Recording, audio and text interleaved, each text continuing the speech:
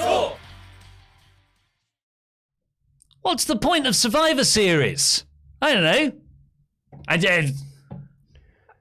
We ask this every year. Yeah, it's a week from Sunday. And this is the worst year, I believe. I'm Ollie Davis. I'm joined by Luke Owen, D.A.D. This is the Raw Review Podcast. And today, we are once again sponsored by beer. Oh, you got a whole graphic. Yeah. I didn't know that was going to come up there. Yeah. That looks nice. But you can still see... Can you see us? No, I've framed it so that you can't see us. Well, I mean, you can if I do that. That is terrific. Thanks, mate. Well, Craft Beer Discovery Club. It's Beer 52, gang. It is indeed, yes. You can get a free case of craft beer on us from the good folk at beer52.com. Celebrate Christmas coming up by getting yourself not one, not two, not three, not four, not five, not six, not seven, not even 8, but 10. 10 free craft beers. All you got to do is pay for that delivery. As it says there on the screen, it's worth £24 and you're getting it for about £6. You're making money back. It's the new crypto. It's an investment that pays off immediately. I got it for my dad 2 Christmases ago. You'd have to. Oh, yeah, I've got it as a gift I got a gift for my brother, for my dad, for my father-in-law, and everyone really enjoys that. I've been a subscriber for legit about 5-6 years now, and it's such a great service. Really, really nice. Lovely snacks as well. Right, so this episode of Raw...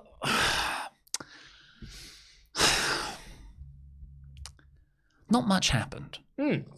But, like last week, I really enjoyed the Kevin Owens stuff. Oh, yeah. So I'm left with this thing again where I'm like, I was pretty bored most of the show. It dragged a lot. But, hey, by the end, it was still so much better than Raw this year. That's it. It's such a low bar that they're stepping over it every single week now. And... really, sometimes there's not much more you can ask for than it to be, at the end of it, I don't feel like my time was completely wasted. I feel like some things progressed. Like I said, I thought the wrestling in ring was generally of a very high standard. Yeah, that's where we are with Raw right now. And the main thing, which, could have maybe been used to develop storylines, given them something to do after the draft, or maybe... hold off the draft until post-Survivor Series. Maybe the draft could come after WrestleMania or after Survivor Series, and the events of Survivor Series influence the draft. Like on SmackDown a few weeks back, they did that title exchange where Becky Lynch and Charlotte Flair had the wrong color belts for the brand they were on. It worked out brilliantly for everyone involved. So they had to do this title exchange sequence. And sort of the defense of that, I would imagine by people within the company, was, well, we had no other option. There was no other thing that we had no other option but to do this. What are you going to do? But give it to Bianca Belair? Or, the draft was there and Crown Jewel was there. So we had to do it there. There was no other options for us. Sort of ignoring the fact that they created this problem themselves. And I feel like that's what the draft is every year. So the reason why Survivor Series hasn't had any build, apparently, this is according to Meltzer in The Observer, is that they had to do Crown Jewel, so they had to promote Crown Jewel, and the draft. The draft came into effect after Crown Jewel, so you had to use the last 2 to 3 weeks of TV to build the new stars on the brand and the new feuds and stuff, and that's come at the expense of Survivor Series. And the sort of argument of every year, the argument of that is like, well, we've got no other choice. But you've created this problem yourselves by putting the draft here, by doing the season premieres here, and doing you had to do so. You could just put the draft anywhere, but they make this problem for themselves every single year. And this year, I think it's worse because you've got Adam Pearce in the ring now being like, I have to have Team Raw win. And you're like, but why? To be the face. He's a heel, though. No, to be the face of Raw. Well, you think Adam Pearce is now the face of Raw? Someone's got to be. This is Vince McMahon's new There's a lot of people arguing. Here's just an idea, Front Street. Do the draft on day one. Oh, that makes a bit of sense, doesn't it? New year, new draft. Season premieres. You've got a pay-per-view called Day One on the 1st of January. that links in quite nicely. But how this manifested itself on this particular episode, WWE seemed to realize on a Sunday morning, I think. Oh, no. Done it again. Yeah, We've done no build for Survivor Series again. We haven't even announced the teams yet. It's like even we learn. Even we are trying to sort out our Christmas rota this week. Because every other year, we left it to the last moment. But now we're trying to get ahead of it. Yeah. WWE is a much bigger organization. Do you reckon they fired all the people who did this? Oh, no, dear. But like, yeah, so they woke up on Sunday morning and were like, oh no. Oh, we haven't done any.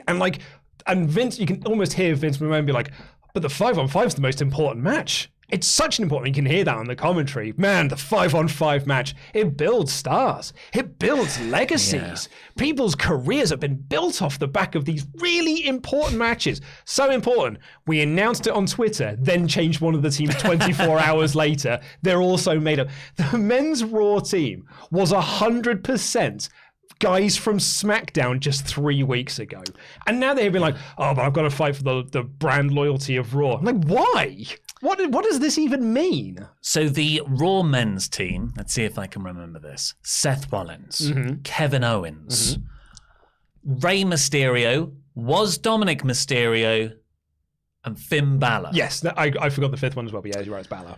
So that was all announced in the space of like 20 minutes of tweets just being replied to each other. It was like 5 vacants and then boom, boom. But they did this 4 times for the SmackDown men's side too, and then for the women on Raw and SmackDown as well. All of that was announced on Sunday, and then Adam Pearce called out the Mysterios and put over Survivor Series. It's the one time a year where Raw and SmackDown champions go head to head in direct competition, he said. I think that's because you and I and a lot of other people used to really make fun of it's the one time of a year Raw and SmackDown stars go head to head in direct competition. Because it used to be like in competition, they'd be like, about the Rumble. In direct competition. What about this one? Champions. It's the longest running weekly episodic TV show that isn't the news. Is like, their sort of like massive tagline. I must say, credit to them, checkmate. I can't fold it now. Can't argue this one. I'm sure there's probably so many. But yes, and he says, I feel like I made a mistake because everyone is sort of a former top champion. Everyone has been a former WWE or Universal Champion, with the exception of Dominic Mysterio. And he goes, I just wish I hadn't chose you now. So now you've got to beat Bobby Lashley. Hold on. What he said was, and I really need Raw to win. Why? You run both shows. I hope on SmackDown he does the same promo and he's like, and I really need SmackDown to win. Yeah. Just to like really add, because why isn't just Pearce doing Raw and Sonya Deville doing SmackDown? Well, that would imply they're authority figures. But they are authority figures. Like at this point, they're not even pretending that they're not. Yeah, but at least they're babyface authority figures. This was a heel move. This was the most heel move thing that Adam Pearce, who just came off the massive babyface by being beaten up by Brock Lesnar, so much so he had his trousers ripped. But then he fined Brock Lesnar. Was that a heel move? $1 million. I suppose that is a bit of a heel move, so I feel, this was definitely Pearce turning heel. Also on a show where Kevin Owens arguably turned heel. I debate that, though. And Doudrop turned heel. Oh, you think Doudrop turned heel? Are you serious? Yeah, I don't think that was a heel turn for Doudrop. What do you think it was? Just Doudrop I mean, I think Doudrop's right. So I don't. This is the same way that I don't think Shotzi turned heel on Sasha Banks, because I think Shotzi was in the right. Okay. But like, so I don't know why Adam Pearce cares. And he's like, so Dominic, you could have qualified. You've now got to qualify, as well, we're after qualifying matches. You've now got to qualify for the men's team by beating this man. And that man was Bobby Lashley, who came out with MVP. And so I thought, why did MVP set this up? Why didn't you have MVP come out? Oh, that makes more sense. Why didn't you have MVP come out and be like, to Adam Pearce, why isn't Bobby Lashley on the Survivor Series team? And then Adam Pearce is like, okay, well, we'll have a qualifying match, him versus Dominic Mysterio, as opposed to Pearce being this dick heel, being like, Dom, you're crap, mate. Yeah, good luck beating Bobby Lashley. That's not going to happen. Or even if the idea is for Dominic to slowly turn heel against his dad because of his own insecurities, maybe Dom's like, hey, yeah, I can beat you. I should be on this team, and if I have to beat you to do it, then so be it. And then Bobby just squashes him. Yeah. And Ray's like, why did you do that? Why'd you do that for? And then Pearce only has to sanction the match as opposed to... Because he set Dom up to fail here. Yes. He set Dom up to fail massively here. Yeah. But yeah, what's Bobby Lashley got against people's sons? Just beat up Sorg. Yeah, I know. And I proper belly laughed at the end of this so Lashley wins. He squashes Dominic Mysterio. It's quite a prolonged squash. Yeah. Even beat up Ray afterwards. And then Corey Graves, without a hint of irony, said, how will he and Rey Mysterio coexist when we get to Survivor Series? Well, that is what Survivor Series elimination matches are. How will these people coexist? And I'll tell you what'll happen. Usually, actually, we probably won't get this because there's not enough time. But you have everybody fighting, infighting. The authority figures specifically book matches to make them work together, but they combust, apart on the last day where they all work together for the go-home angle. But here, like... We've only got 1 week left. There's only next week. Yeah, next week is the go-home show for Survivor Series. Do you think we get an invasion of SmackDown? No. No. I mean, they might do. But NXT 2.0? But do you care? Like, if all of a sudden Happy Corbin and Madcap Moss ran in and started beating up Rey Mysterio, would you care? I'd care if it was the Bloodline. I wish they just did the Bloodline versus the New Day. Well, you put New Day on SmackDown, so you can't do that. It's the one time a year when everyone can hang out together. Apart from the 2 weeks in between the drafts. Apart from all that time. Yeah. Well, anyway, the point is that everything's rather pointless. I don't know whether they added Dominic in the team in the first place to do the Bobby angle, or they just changed their minds. You think that they booked this ahead of time? I think Vince McMahon woke up yesterday and was like, hang on, what's Bobby Lashley doing? And it was like, oh yeah, good idea. He's like, put him on the team. Take out the other one. Hey, Nick, did we release Bubbles? No. Yeah. Oh, yeah, okay. Take out Ray. Not Ray, no, the other Ray. Take him out. Ray Jr. What'd you say? Not Junior. So the other Survivor Series stuff that happened was, which I thought was actually a lot better, mainly because of the match, was all the Raw women are backstage. Sonya Deville and Adam Pearce are there. Maybe Sonya should just be the women's division authority figure. But also, why is she Raw and SmackDown? That's where the problem lays in this, doesn't it? Because, like... One of them. One of the reasons. Yeah, like, is it Fox that are the ones who really want SmackDown to win? Is it USA? Peacock Premium. Yeah, I mean, it could be, I guess, in a way. But, like, this segment here was all of the women stood up and were like, this booking makes no sense. And somebody were like, yep, I wrote this and and signed it off. Because Nikki, almost a superhero, stands up and be like, why aren't I on the Survivor Series team? I'm a former champion. I'm the current tag team champion. Why aren't I on this team? And Tony's like, and then like someone else stands up and be like, it's because you're a dick. And Rhea Ripley stands up and like, oh, that's my tag partner. I'm like, well, why aren't you sat with her then? That's my tag partner. Nailed it. Rhea Ripley, well, for audio listeners, Rhea Ripley didn't just walk into the room. And then Zelina Vega, like while everyone's doing this, just stands up, walks into the front of the camera, doesn't look at anybody, and just does the most English accent promo. I'm like, what? No one's real here. I hate King of the Ring so much. I hate King of the Ring so much. So yeah, and then I wrote in my notes, Natalya stands up and says she wants respect. I've since learned it was Dana Brooke. And then but the key to this was Doudrop quite rightly pointed out, why is Bianca Belair getting another shot at the title? She's getting a shot to get a shot. But why is she even getting that? She's just lost a bunch of times. Unfairly. No, she lost massively. No, she didn't lose clean, I suppose. She's not lost clean every single time. But she also has still lost a bunch of times. Her. Yeah. And so Doudrop stood up and was like, why is she getting another chance? Quite rightly so. And so then she comes down to the ring during the match and stops Bianca Belair winning. I was like, yeah, good, because I don't want Bianca Belair to win either. It gives something Bianca to do much great away from the title. I love that. I love the fact that we're getting multiple storylines here. Although we got this match. It was the only women's match on the show, and it came 2 hours into the event. What am I watching? Dynamite. I don't mind that because I felt like this was a show that lacked segments and matches. Obviously, there's the European tour going on. You've got a lot of people who are over. That's ended. The UK. Doudrop was on it. No, they were. They're still there. Yeah, aren't the they? SmackDown people are here now. All the Raw people went home. Oh, well. I felt like there was a lot of people missing, and they only did. Like, usually Raw is like match. This was match. You had about 2 matches on this entire 3-hour show. Yeah. And then this one got loads of time. They went through 2 commercial breaks, I think. It got restarted at one point. Well, they just brawled at the start. I don't think it ever started. Yeah, no, but then they did their entrances again. Because when it came back from the break, Rhea Ripley was like, her music was playing and she was redoing her entrance. Oh. So I think they brawled, then they all went to the back and then did their entrances for the live audience again before starting the match again. Maybe. Or maybe they just had some ambience on. Hey, let's all listen to it. This is my brutality! Just chill out music in the background. Yeah. But I thought this was a good match.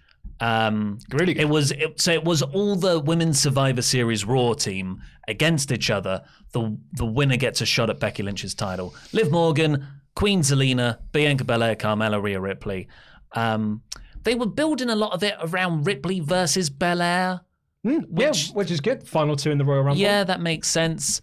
And Carmella and Vega worked together, but it was ultimately when Doudrop got involved, it was Liv Morgan that got the pin on Carmella, and she'll have that match with Becky that was set up. I don't think she'll win. Nope. But it's something to do on her own show while she's got the Survivor Series feud with Charlotte building across brands. I really liked a lot of this. Particularly, actually, because they had Becky out on commentary, who looked amazing. She looks so cool. It's a teenage Coachella outfit. Yeah, totally. Yeah. And what I loved about Becky on this is that she set up everything you need to know about this match.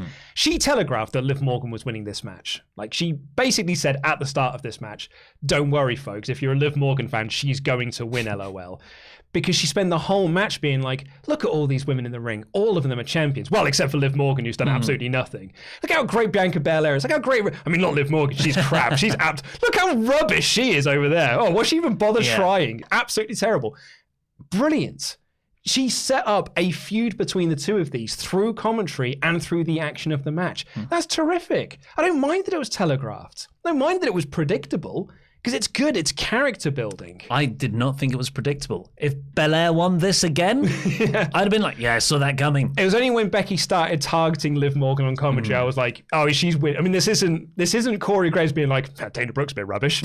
This was Becky Lynch being... I love Carmella! This was Becky Lynch being like, well, I know Liv Morgan is winning, so I'm going to build a storyline for us here. So I thought it was really, really great. And I like the fact that Liv Morgan won. It's someone new.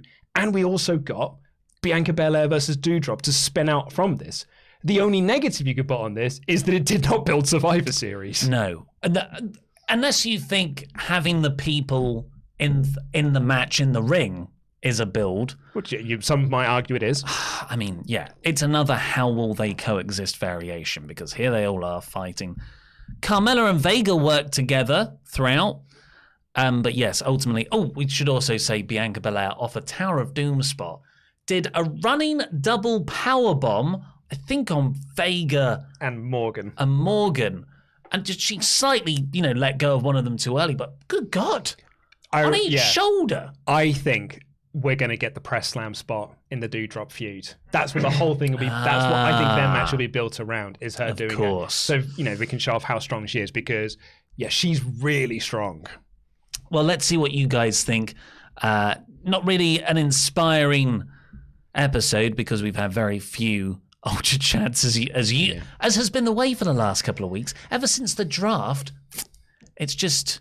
Well, I remember we got loads for the Big E title win and stuff, but then after that... Well, so I was doing some stats today, if you're a member or if you're a podcast listener, you'll hear a little bit more about this. But we have discovered that this Raw podcast that used to be the flagship show of this channel is now like the second least watched show that we do. It's eclipsed by Dynamite. It's eclipsed by Rampage and SmackDown and the Team Danuke show.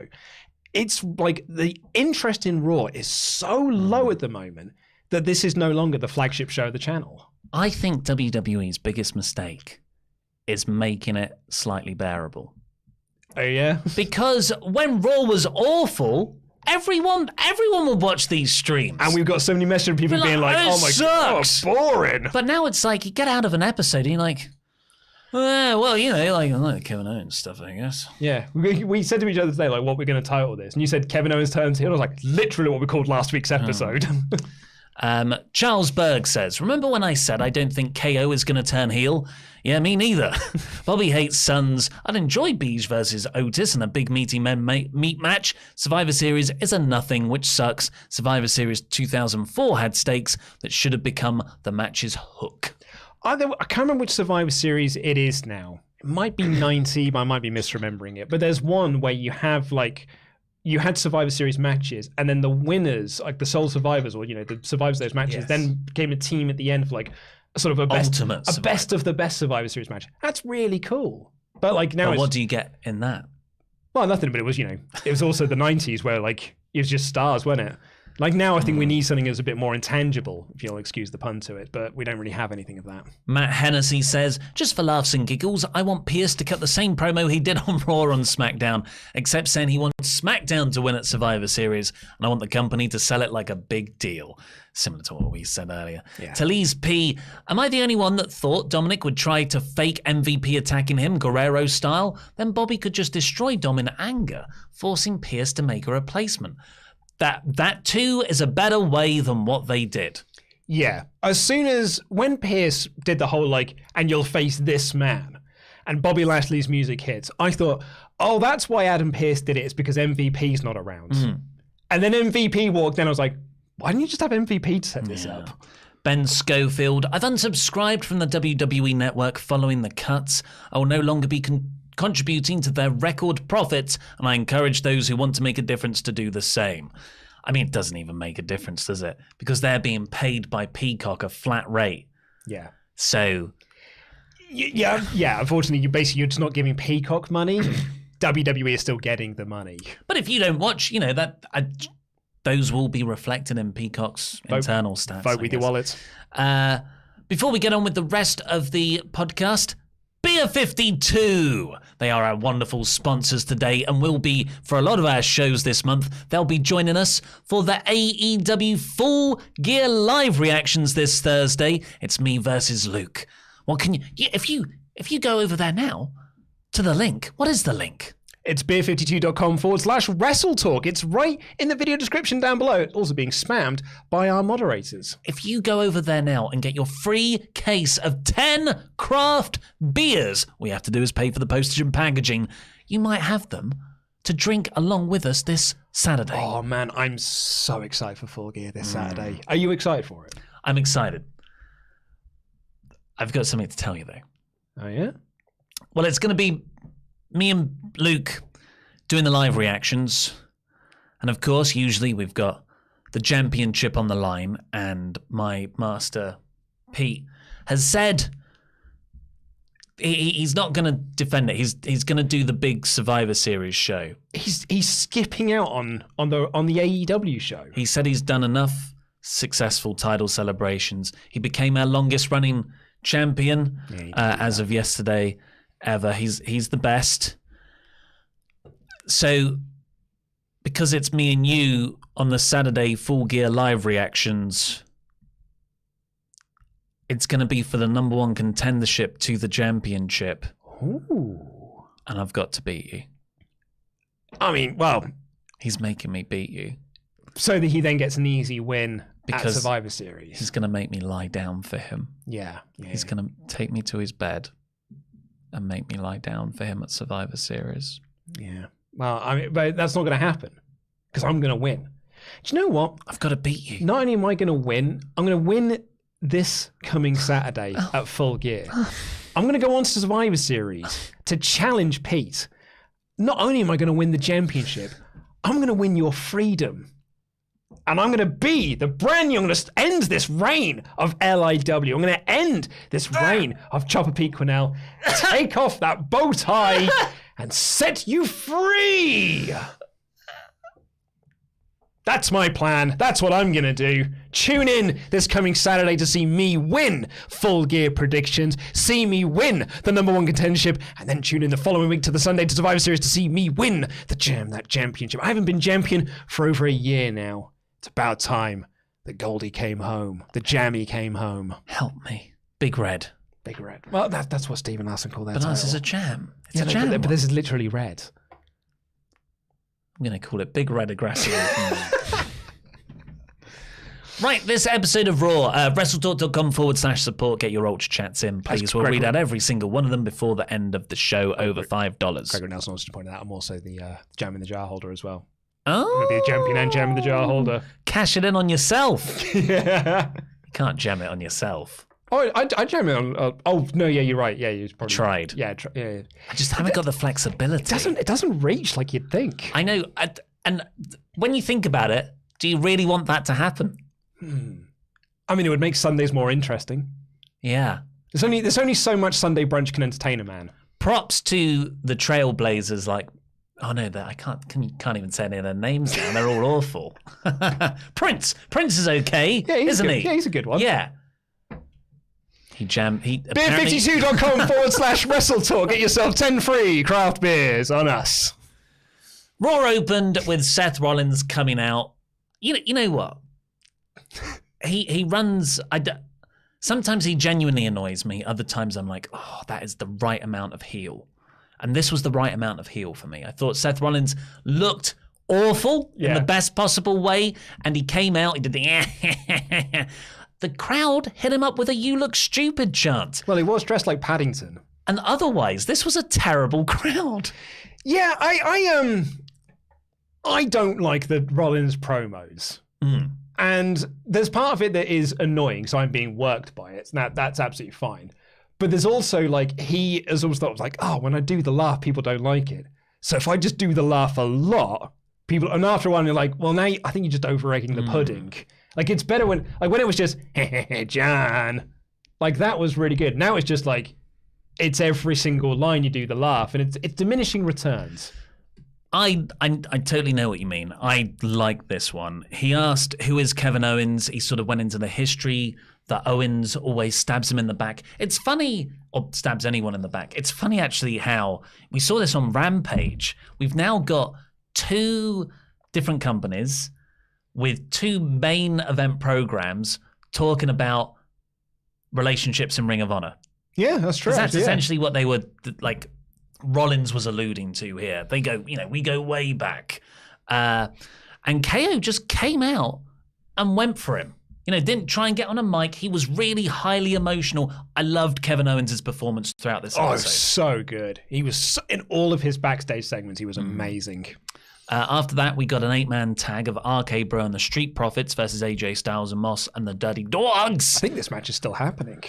Oh, went on about, I think, actually, no, 35 minutes, this whole segment. No, it wasn't. Entrances to the end with the little promo at the start. Because I think bell to bell it was only 20 minutes. And it felt like an hour. So a long match that never really, I liked it, but if you're going to if something goes 20 minutes in the ring, it has to step up. And well, the reason why this match felt like it was really long is because it was 20 minutes and 18 minutes of that was the heels working over a babyface. It was I'd say all 4 of them. 3 of the 4 heels beating up, I think it was Riddle first, to build to a Randy Orton hot tag. Randy Orton runs wild. We go to an ad break. And then we come back and it's the heels working over Montez Ford to build to an Angelo Dawkins hot tag. And that was 18 of the 20 minutes we had in ring. And that's really boring. It's so dull to watch. And just, I hadn't thought about it until you just said it. When Randy made his hot tag and they're going into the break, and Randy was like, he's so good at the hot tags at the moment. He's got whoever it was up for the draping DDT and he's like, yeah. I'm like, yes, come on, Randy. And he comes back from the ad break and someone's working over Ford. Yeah. And I was just like, oh, so you just did the match again? Yeah. You like usually after that Randy bit, you go to the finish. into the next, or like at least the next act. But you didn't. You just went back to the first things. Did Act 1 again. Ultimately, Riddle gets Amos is in the ring. He beats up all the Street Profits. The story in the background was that Randy doesn't want Riddle to keep helping the Profits. Focus on us as the champions. It's not so much help the Profits, is don't pick a fight with Amos. Yes. But Riddle got in anyway. Amos tree slammed him. The Dirty Dogs took out Randy. AJ Styles went to tag in, but Dolph Ziggler tagged in instead. Amos took out Bobby Roode in frustration. And then Ziggler snuck in and pinned Riddle, who legit, by this point, had been selling the tree slam for 1.5 minutes. I mean, well, Amos is tall. It's a long way to fall. It's a long way to fall from a tree slam. I thought that made Riddle look terrible. I mean, yeah, it's not a good finish. Really, really bad finish. But also, like, AJ and Amos then were angry at the Dirty Dogs. I'm like, why? You won. Yeah. Why are you mad? And also, like, that is the last thing I want to see. A Dirty Dogs versus AJ and Amos storyline. Well, can nobody coexist? Well, that's what I think is, unless we're getting like a tag team Survivor Series match, and so they're trying to build like the can they coexist between all these 4 teams. Could be that. That's what we need. But like this entire match was built around, hey, you might see Randy Orton versus Amos. Because like, didn't they announce that as a match weeks ago and then didn't do it? I feel like Randy Orton's challenged him, or Randy Orton's going to challenge him, and then it never quite happens. They're clearly building this to be a massive big-time match. Like, that is what Vince sees this whole deal around. It's nothing to do with Matt Riddle. It's nothing to do with AJ. It is Orton versus Amos. And I feel like that is going to be a big program. I reckon it'll be a singles match at day 1. I don't think that has ever been announced. But they've teased it a lot. They have teased a lot. I thought there was going to be like Randy Orton challenged him. I misremembered, but it feels like they have been building for this for a while. You know what? I think it was Amos versus Riddle. And Amos just ultimately squashed him. They've done that a couple of times, yeah. Randy RKO'd Ziggler, so cool. Owens, this was a thread throughout the night. Kevin Owens was going up to people backstage being like, I didn't mean to do it last week. So good. And he goes up to Rey Mysterio and he's like, please, Rey, I respect you so much. You got to believe me. And Rey's like, yeah, man, I don't know. Denise Salcedo on the Fightful show said, it's like it's someone you know who's been cancelled and you don't really want to associate yourself with them anymore. So they're like, hey, we're still friends, right? And you're like, no, I've got this thing that I need to do over here. I've got to be honest with you. Cool. Because Ray and Dom were like slowly backing away from him through the curtain to the entrance. Oh, that's my music. Sorry, my music's being played. That's not your music. But of course, they're on the Survivor Series team together. How can they coexist? I don't know. Veer Mahan is coming to Raw. Sure is. And we got the Dom Bobbles match. Seth Rollins spoke backstage to Alpha Academy. Chad Gable was fantastic here. He said, I don't know if you know, I just got my master's at university recently. And because of that, I know Kevin Owens is an enormous liar. Yeah, Chad Gable is real good. Great on the mic, and then this match next with Beige. Great in the ring. They only had a 5-minute match. Full credit to Beige. He gave Chad everything, and then just beat him with a few moves at the end.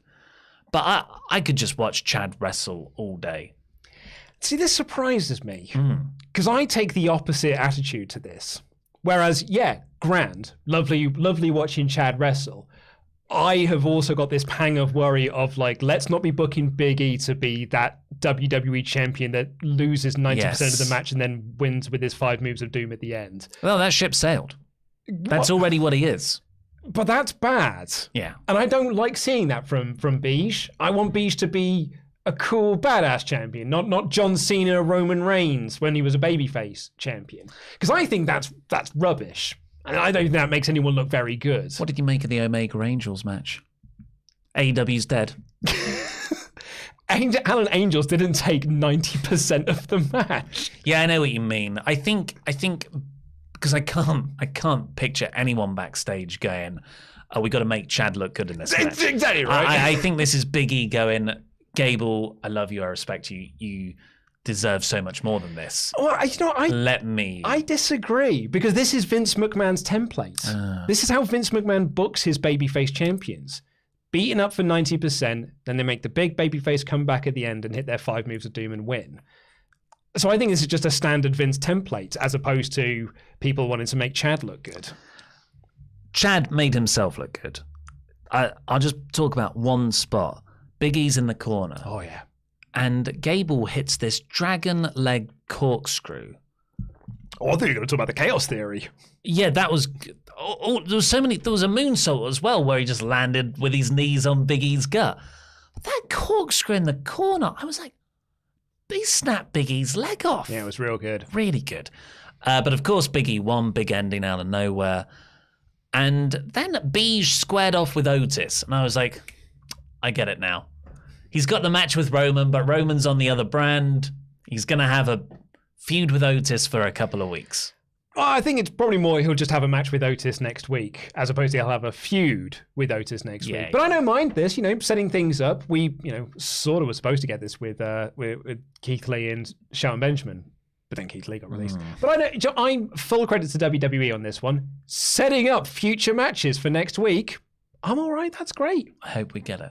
I mean, the match will be Otis will beat him up for 90% of the match, and then Beige will hit his 5 moves of doom at the end and win. Let's keep a note of this. Let's see how Big E is being booked in the matches. Last week, of course, Kevin Owens, Big E was a really good back and forth one. That's what I want to see. But yeah, there have been a few instances where it's give the opponent 90%, which nobody wants, I don't think. No.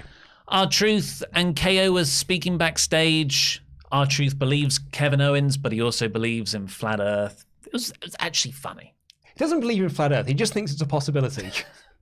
They just raised some interesting questions. The gay community. Raw women backstage we've already spoken about. Dom is being seen to in the trainer's room, and Ray is like, well, if he didn't want him, why did he put him in the team? Kevin Crabpatrick comes in. Yeah. And he's like, oi there, Ray, what's going on over here then? And he's like, why did he put him in the team? Look how sore his neck is now. I'm getting a kick out of Austin Theory. He pops up when in the right moments, because he pops up here and is like, and just takes a picture with him, Ray, and an injured Dom. Yeah, that was good stuff. The best 24/7 title segment in months? I would say this is the best 24/7 title segment since Drake Maverick's wedding. It's not been good for a while. I can't remember exactly when, but Reggie versus Drake Maverick, they're in the ring, 24/7 title rules are suspended. Don't know why, because it only goes a minute. And R-Truth comes down. Shelton Benjamin and Cedric Alexander beat him up. They're not the Hurt Business, are they? That's been dropped. I mean, I think you said this on the podcast when they reunited. You were like, no, Goldberg just needs some people to beat up when we get to Crown Jewel. He didn't even do that. He did beat them up at Crown Jewel. Oh, yeah. They came down with kendo sticks and he beat them all up. You're right. Like, that's why the team was put back together. Now, like, Cedric and Shelton are just... Yeah, they beat up... I don't know why they were there to stop R-Truth running down. Are they like the APA? I'm amazed. I don't want anyone to lose their jobs, but just the way Cedric sometimes tweets, how he's been booked in the last year, how has he not been released? I mean, I think you could say that about NXT UK, brackets general. Yes, yeah. Well, that with NXT UK, I could go, okay, maybe there's an international TV deal there. Oh, and that's the only reason I can come up with. That, or Vince has no idea he has it. Doesn't. That is my genuine belief on this. Yeah. He doesn't know, because it was Triple H's thing. He doesn't know it's there. And so every now and again, people like NXT UK is like, oh yeah, that one down in Florida in Full Sail. Triple H has probably buried it in the books as well. Like it's owned by a shell company in Florida. Anyway, Reggie and Drake. Reggie did some wrestling here, which was pretty impressive. Really high drop kicks. He's very athletic. But then Drake pinned Reggie off the distraction. Akira Tozawa pinned him. Tozawa tries to run away, but then Corey Graves pins Tozawa, celebrates, and I'm like, oh my God. And then Byron Saxton pins him. I popped so huge for Saxton pinning him. Yes. But though the announcers getting involved, somehow we haven't really seen that in the 24/7 title. Felt new, felt fresh, beyond just Tozawa, R-Truth, Reggie, Drake Maverick, again and again. And then Drake won it back. Yeah. And then Reggie won it back. And then Reggie won it back. Like, this is a little comedy troupe that have been feuding with each other now for 2+ years. Like, Truth and Drake and Tozawa. Tozawa and Truth have been feuding for about a year and a half. But, like, Truth and Drake have been feuding over this title for 2 or so years. Reggie's like a new... So it's been stale as all get out for so long. This is the first time, honestly, since that Drake Maverick wedding where I was like, oh, that was really fun. Like, that was... When Corey Graves pinned him, I was like, that's really, really good. And when Saxton pinned Graves... Talk about long-term storytelling paying off. Saxton pinning Graves, and then Saxton on commentary was like, I'm 1-0 against Corey Graves. Genius. The only thing that would have made this better is if Mike Rowan had also pinned one of them and announced himself as the new 24/7. Because he was there every time someone pinned, and the new 24. Yeah. Like, that's the only thing that would have improved upon this. I thought this was really fun. And what's the Baldy Joe? Who's the play-by-play? Oh, Jimmy Smits. Adnan Burke. Adnan Smits. Yeah? Jimmy Vinks? Well, Jimmy Vinks was... Jimmy Speaks was, like, behind the desk. And he's the one who was like, am I the only one who's a professional around here? Yeah. I like that. I thought it was really good. Just being like, guys, I'm trying to do a job here. Yeah. What are you doing? Messing around. Well, hopefully he is now the next person to win it. Yeah. I want the next storyline to be him being like, I don't want to have that... I'm a professional, and then he's the one who wins the belt and, like, wears it at the commentary desk and stuff, runs around. I think that'd be some really... Yeah, maybe not. Don't get carried away. There's a breath of fresh air as well, because what we don't want next week is Reggie backstage and doing a flip over a truck and running away. That's exactly what you're going to get. Liv, Vega, Belair, Carmella, and Ripley was next, which we've already covered. And then the main event was Seth Rollins versus Kevin Owens. Yes, please. Well, before that. Oh, did I miss something? So Beige comes out for commentary, and then, apropos of nothing, Austin Theory comes out and starts taking selfies with people, and Biggie knocked the phone out of his hand. Yeah. Do you think that there's 2 ways to look at this? There's a cynical way of looking at this, which is, of course, what I'm going to take, or there is a more positive way, which I would like to take on this. Is this Beige is being booked as a mid-card champion like Kofi Kingston? So he's feuding with Chad, Otis, I can't remember who he faced last week. It was Owens last week. Be like Chad this week, Otis next week. Austin Theory's like, oh man, he's feuding with all these lower level guys. That doesn't make him feel like a big champion. Or is it WWE trying to make some new main event stars? I'd like to think it's the latter. I think there's a third way here. Austin Theory's gimmick is what the Drifter was, where he just walks through segments, but isn't actually involved in them. I don't think this will ever come up again. But then why do it? Because it's a way to flesh out the universe. We did it earlier. It's a character spot. Yeah, but now here he is again, and someone stood up to him for it. But surely there's a receipt. But surely the person who should be standing up to it is Ray and Dom. They didn't know it happened.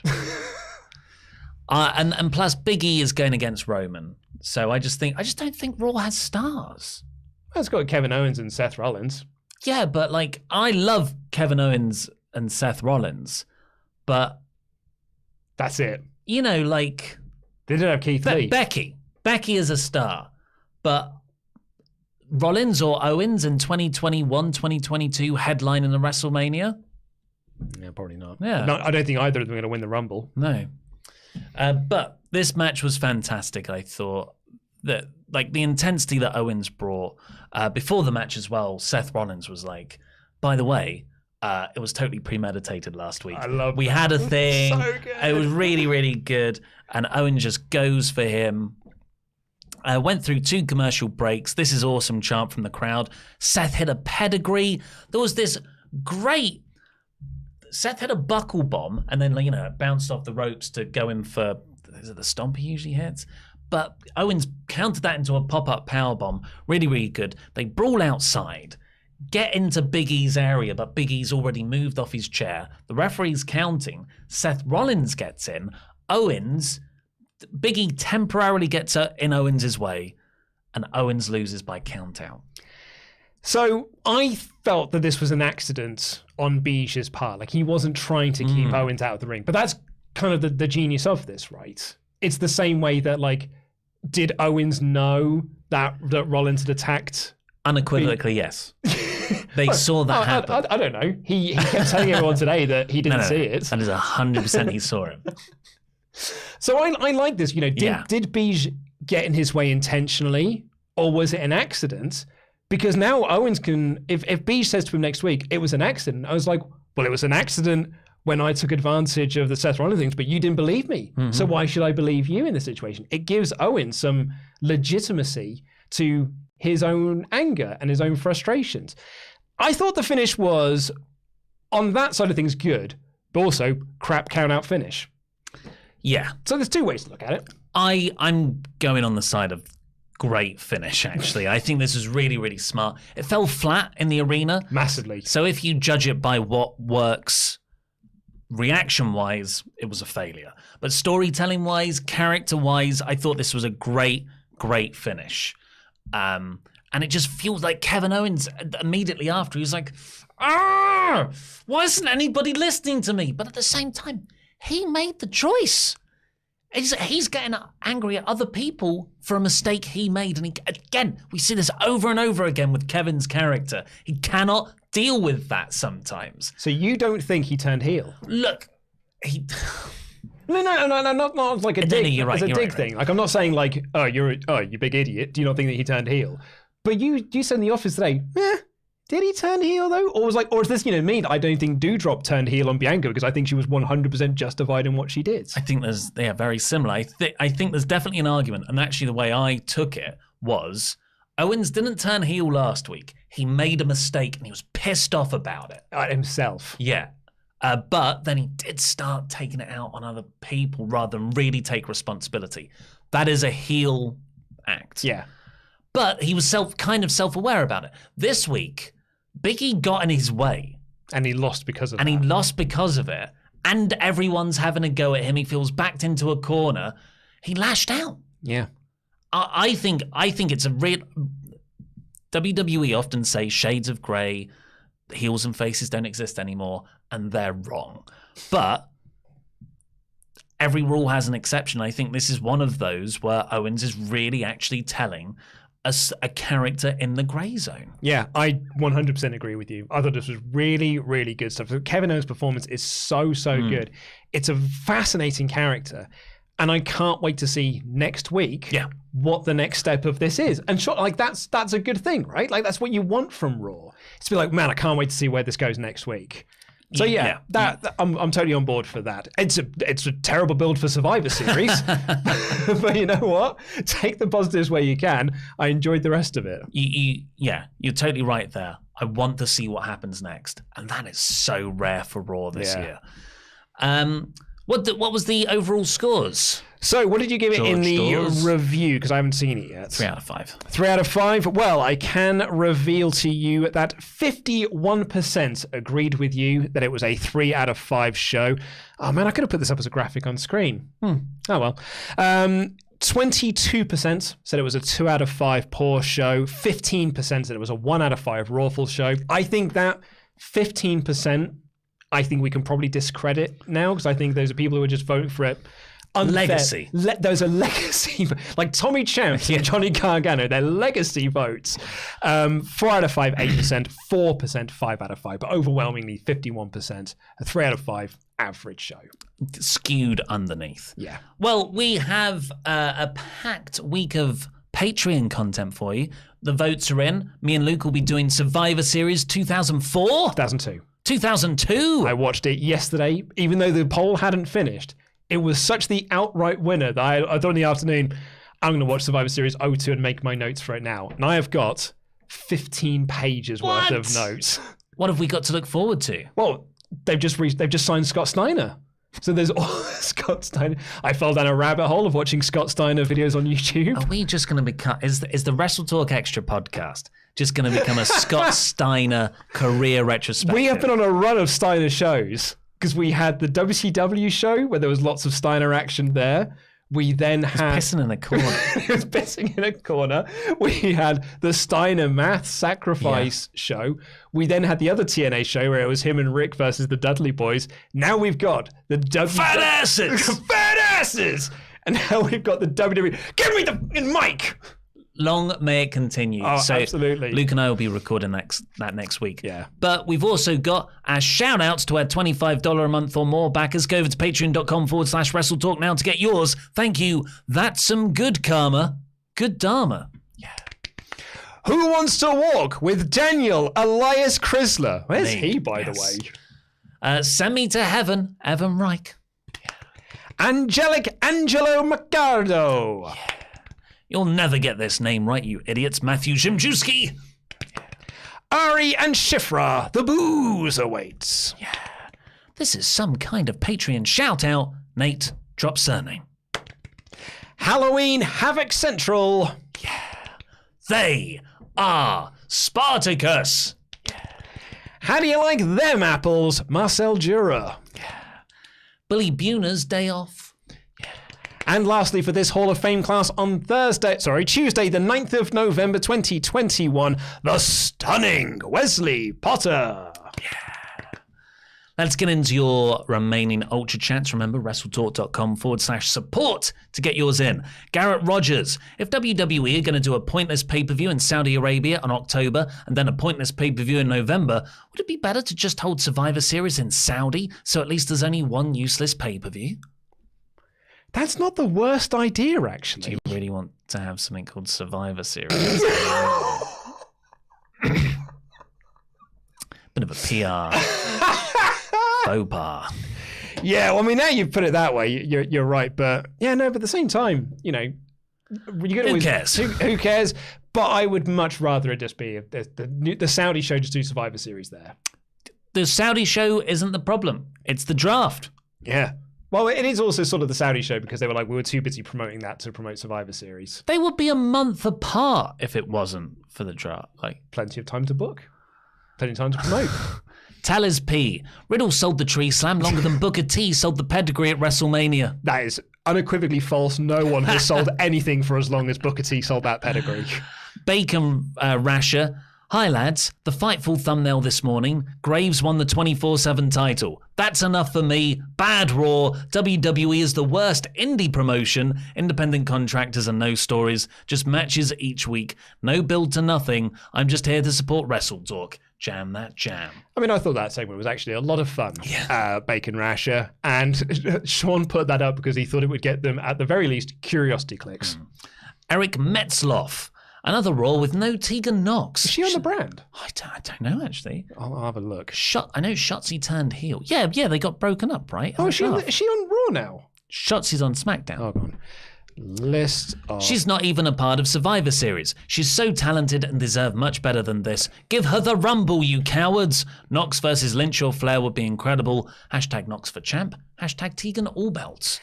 Big Tegan Knox fan. Yeah, Eric. I think you are not going to get any of that. Oh yeah, no, look at that. She is on Raw. According to WWE.com.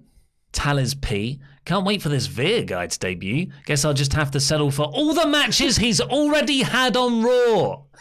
The 24/7 title, way more entertaining when Reggie's not involved. But Reggie was involved. Yeah. And the flips are impressive. Like, he did a flip out the ring and landed on his feet. And I thought, oh, your knees. Your knees, son. When you hit 30, mate. The legit underboss. A part of me wants there to be a reveal that Pierce and DeVille are in competition and the winner gets to be the non-authority figure. But another part of me knows it's going nowhere. Yeah. James Hanley. Science states that near a black hole, the slowing of time is extreme. From the viewpoint of an observer outside the black hole, time stops. Raw is the black hole currently. When it was bad, it was at least interesting. Now it just exists to fill time. When we were walking back we went out for lunch today, ladies and gentlemen. When we walked back and we were talking about, Ollie's like, got to talk about Raw. I think our overall opinion of it was like, I mean, it wasn't a waste of time. The Owens stuff is good. Yeah. And given what we've had with Raw this year, I will take not a waste of time over anything else.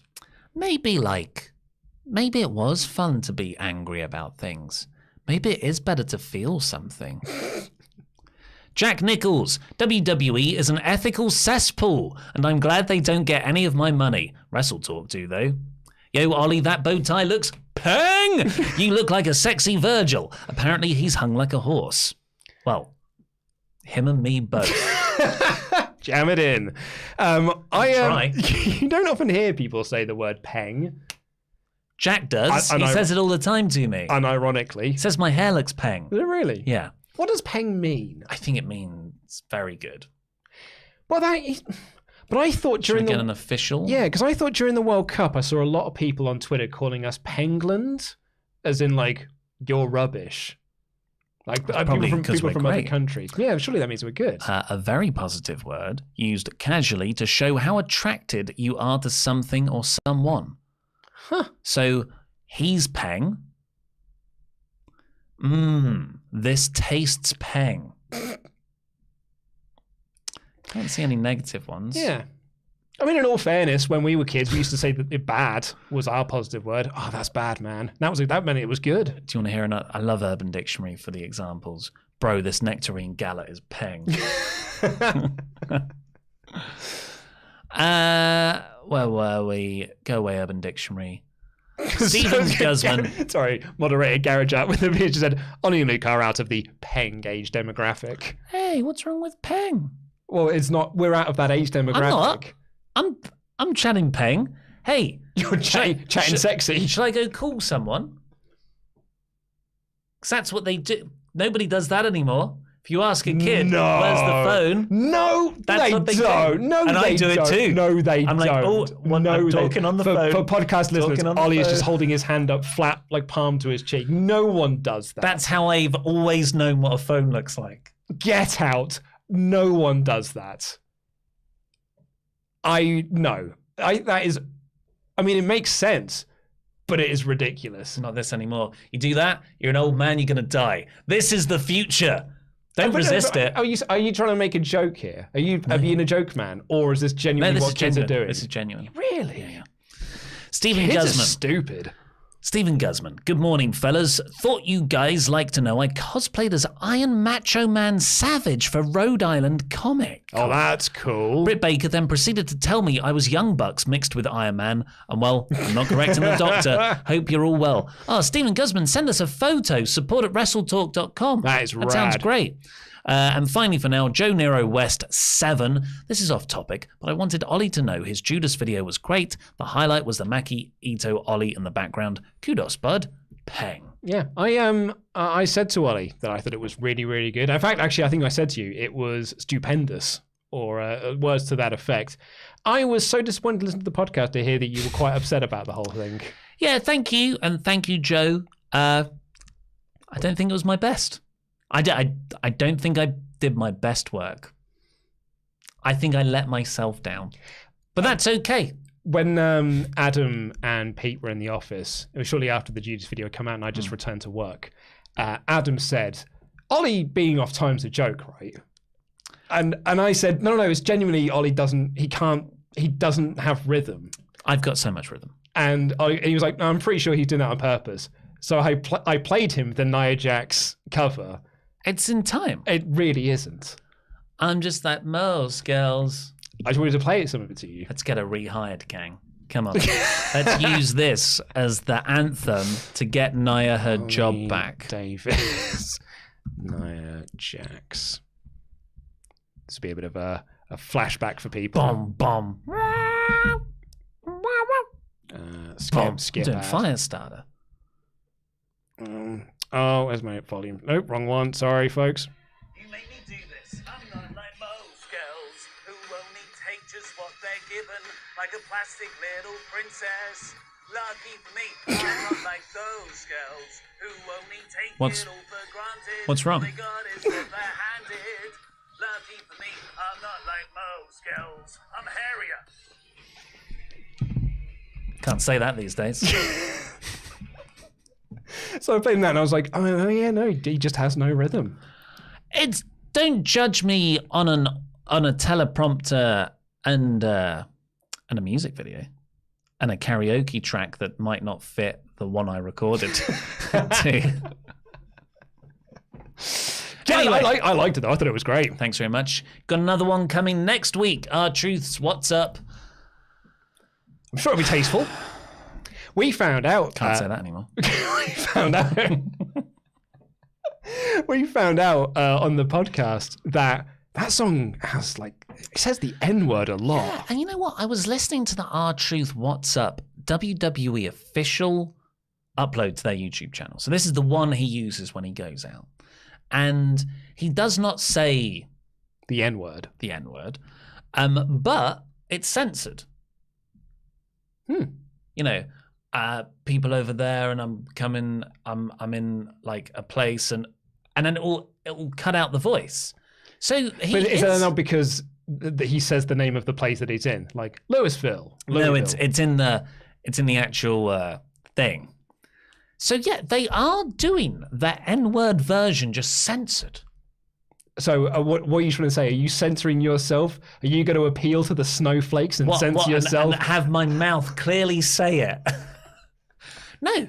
I think. Why isn't anyone cancelling WWE?